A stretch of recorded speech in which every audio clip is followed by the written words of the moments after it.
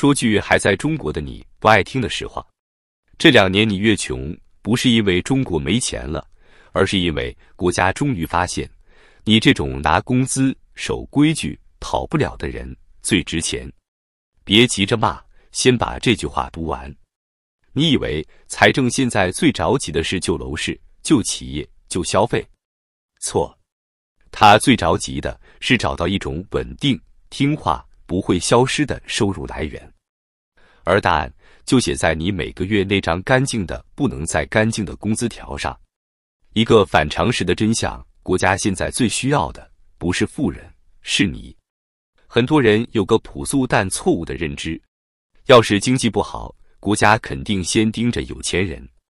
這話在情緒上很解氣，但在現實裡完全站不住腳。因為真正的現實是，窮人沒什麼可收的，富人最不好收，只有中產穩定透明跑不了。所以當財政進入低速期，中產一定会被拎出來，不是因為你有多富，而是因為你最好用。12月17日，財政部國庫司公布了前11個月的財政數據，這不是分析報告，是實打實進了國庫賬戶的錢。我們不看廢話，只看3行最要命的數字：契稅下降 14.3%， 土地增值稅下降 17.3%， 企業所得稅只增長 1.7%。 翻譯成人話就是一句：地賣不動了，房子不頂用了，企業也快喘不過氣了。這3條直接宣判了一個時代的死刑，土地財政正式下線。舊引擎熄火之後，財政第一反應不是改革，是換靶子。很多人以為當舊模式不行了，系統會自動走向更高質量的發展，這又是一個非常天真的想法。真實世界的邏輯是，先穩住，再談升級。那怎麼穩？答案只有一個，從最確定的地方繼續拿錢。於是你會看到，在一片萎縮、疲軟、失速的數據中，有一個數字像釘子一樣扎眼：個人所得稅同比增長 11.5%。請回答一個簡單的問題：你今年漲薪 11% 了嗎？別急着往下看，你先在心裡回答這個問題。如果你沒有，那就說明一件事：這 11.5% 的稅收增長和你過得更好沒有任何關係，它只和一件事有關，你被收得更徹底了。很多中產喜歡用納稅人這個詞安慰自己，仿佛這代表了一種尊嚴。但在財政視角裡，你更接近一個詞：底座。什麼意思？意思是，地不賣了，可以慢慢拖；企業不行了，可以等等看。但你這份工資只要發出來，就一定能扣到稅。你不會消失，你不會突然破產，你也不會像企業那樣大規模倒閉，你只會一點點被榨。為什麼偏偏是你？因為你太守規矩了。窮人不守規矩嗎？不是，是他們守了也沒用。富人不守規矩嗎？不是，是他們有能力重新定義規矩。而你呢？你守規矩，交稅，上班，按流程走，你的一切都剛好落在系統最喜歡的区間裡。你不富到需要被安撫，也不窮到需要被照顧，你正好卡在那個可以多拿一點也不至於出事的位置上。中國现在不是在向社會要錢，而是在向人要確定性。而在所有人裡，你是那個最確定、最穩定、最不會反抗的選項。所以你會發現，房子不再替你擋刀，企業不再替你分擔，稅開始直接落在你身上。這不是誤傷，這是精準。你不是在被時代拖累，你是在被時代選中。當你被當成財政底座，普通人唯一的活路是什麼？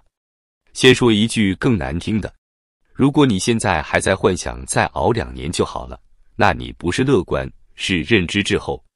因為從財政結構上看，這不是一個暫時困難期，而是一個模式切換期。而模式一旦切換，被選中的人很少能自動解套。很多中產沒意識到自己已經從被保護對象變成被消耗對象。在高速增長年代，中產是什麼？是消費主力、穩定器、榜樣群體。系統對你是有耐心的，但現在不一樣了。當土地財政熄火，企業端失速，外部環境惡化時，系統的第一目標不再是讓你過得更好，而是別出大事。那問題來了，誰最適合承擔不出事的成本？答案永遠是最能忍、最守規矩、最怕失去現有位置的人，也就是你。一個你必須接受的事實：中產的時代紅利已經結束了。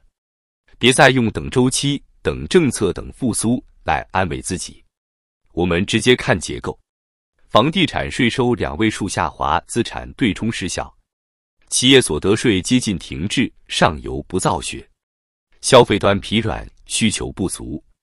在這種結構下，任何依賴大家一起變好的路徑都會被系統性壓制。不是沒人賺錢，而是那已經不屬於普遍機會。為什麼努力正在貶值？因為努力的人太集中在同一條賽道。中產最致命的問題不是懶，而是努力的太標準化了。學歷路徑相似，職業路徑相似，收入結構相似，風險敞口幾乎一模一樣。結果就是，當系統調整時，一刀下去，命中率極高。你不是輸給了不努力，你是輸給了努力方式的同質化。3條生存法則，說清楚點，可能不體面，但很現實。不講夢想，只講活法。法則1：停止把房子當成安全感來源。你要搞清楚一件事：房子已經從護城河變成慢性支出，賬本已經寫得很清楚。契稅、土地增值稅下滑，房產稅、土地使用稅卻在漲。這說明什麼？說明房子不再被指望拉動經濟，但會被持續用來穩定稅源。持有它不一定錯，但指望它救你一定會失望。法則2：防禦優先級必須高於任何向上想象。以前你可以問，我怎麼賺更多？現在你必須先問，我最壞能撐多久？現金流、負債結構、家庭剛性支出，比任何投資技巧都重要。這是一個先活下來再談尊嚴的時代。法則3：只有一張工資條的人幾乎沒有抗風險能力。這句話聽起來殘酷，但在個稅成為核心稅源的時代，它是事實。你不需要立刻辭職、創業、翻盤，但你必須清楚，完全依賴工資系統意味着你永遠被動，哪怕只是負技能、負收入、可遷移能力，都是在給自己爭一口氣，不是為了暴富，是為了不被系統一刀帶走。真正稀缺的東西不是錢，是選擇權。很多人把選擇權理解成跳槽、移民、裸辭，其實都太表面了。真正的選擇權是，當規則變化時，你不用立刻被碾碎。你能不能換環境、換節奏、換依附對象，哪怕只是慢一點、苦一點，但不是直接出局。最後一關，心理上的降級接受，這是最難的一步。很多中產真正崩潰的瞬間，不是沒錢，而是意識到自己這一代很可能無法複製父母那條上升曲線。這不是失敗，是時代給你的定位。由儉入奢易，由奢入儉難，但接受現實不等於放棄人生，它只是意味着你要用新的方式重新定義成功。